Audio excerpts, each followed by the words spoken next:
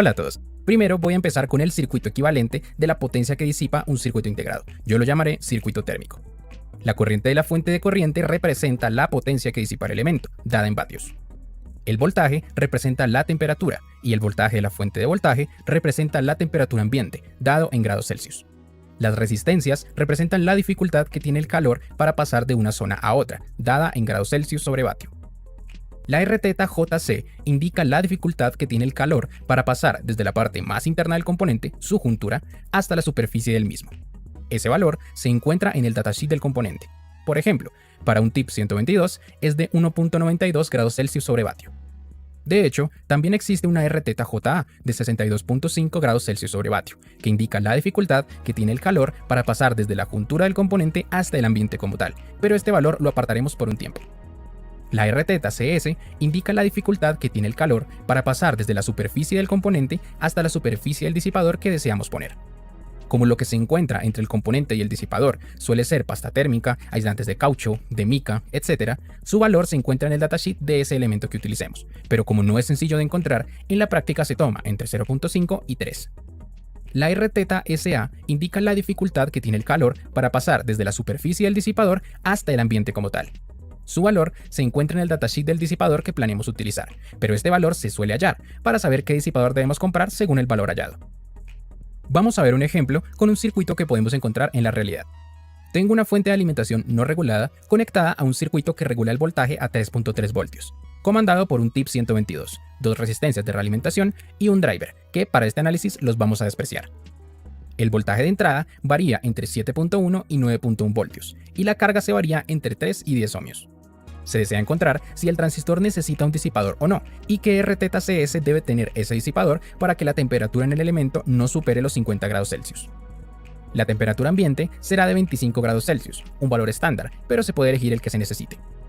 El circuito térmico tiene dos modelos, uno en donde el componente no lleva disipador y otro en donde sí lo lleva. La RθJA que vimos antes corresponde al primer modelo. Por esta razón se toma entre la juntura y el ambiente, porque no hay disipador que genere más resistencias en el modelo. Empecemos con el modelo sin disipador. La potencia que disipará el transistor, es decir, la corriente del circuito térmico, por ley de Ohm, será la temperatura dividida entre la resistencia. Para este caso, la temperatura es la resta entre la temperatura en la juntura del transistor y la temperatura en el ambiente. Como solo hay una resistencia en el modelo, será únicamente la RθJA. Reemplazando en la fórmula los 62.5 grados Celsius sobre vatio, el valor encontrado es de 0.4 vatios. Es decir, si el transistor disipa 0.4 vatios bajo una temperatura ambiente de 25 grados Celsius, la temperatura en la juntura alcanzará los 50 grados Celsius. Dicho esto, vamos al circuito y calculemos la potencia máxima que va a disipar el transistor, para ver si supera o no los 0.4 vatios y si debemos añadir o no un disipador.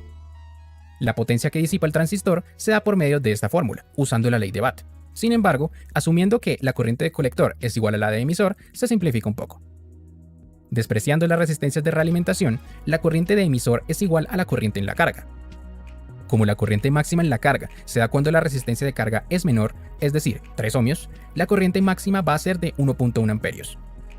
Ahora necesitamos el voltaje base emisor en el transistor, que según la figura 11 del datasheet, para 1.1 amperios es de 1.5 voltios aproximadamente, que es esperable, puesto que el TIP 122 es un Darlington. Ahora solo nos falta el voltaje colector base. Usando ley de Kirchhoff de voltajes, el voltaje colector base va a ser el voltaje de entrada menos el voltaje base emisor menos el voltaje en la carga. Como el voltaje base emisor es fijo y el voltaje en la carga también lo es, el voltaje colector base máximo se da para el voltaje de la fuente máximo, es decir, según lo dicho anteriormente, 9.7 voltios. Al calcular, el voltaje colector base es de 4.9 voltios. Muy bien, ya tenemos todos los datos. Ahora reemplacemos en la fórmula inicial, y al calcular tenemos 7.04 vatios, que al ser muchísimo mayor que los 0.4 vatios calculados anteriormente, debemos añadir un disipador. Y vamos a calcularlo. Usando el segundo modelo, la fórmula de potencia ahora cambia un poco, añadiendo el equivalente serie de las tres resistencias térmicas, pero los valores de temperatura se conservan. Esta vez la potencia ya la conocemos, 7.04 vatios. Usando la RθJC de 1.92 grados Celsius sobre vatio que vimos antes, y asumiendo una RθCS de 2 grados Celsius sobre vatio, debemos despejar la RθSA, es decir, la resistencia térmica del disipador. Al calcular, el valor de dicha resistencia es de menos 0.368 grados Celsius sobre vatio. La interpretación física de que sea negativa es que no existe en la realidad un disipador que cumpla con esas condiciones de trabajo. Para lograr que el circuito funcione, es común utilizar un segundo transistor en paralelo.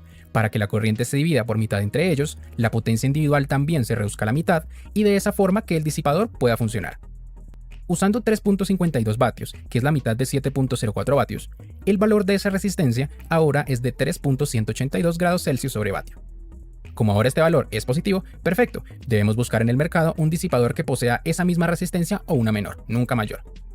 Esta vez voy a utilizar Ohmite, que es una página de venta de disipadores, y encontré este para el encapsulado del TIP 122, que es el TO220, y posee una RθSA de 3 grados Celsius sobre vatio.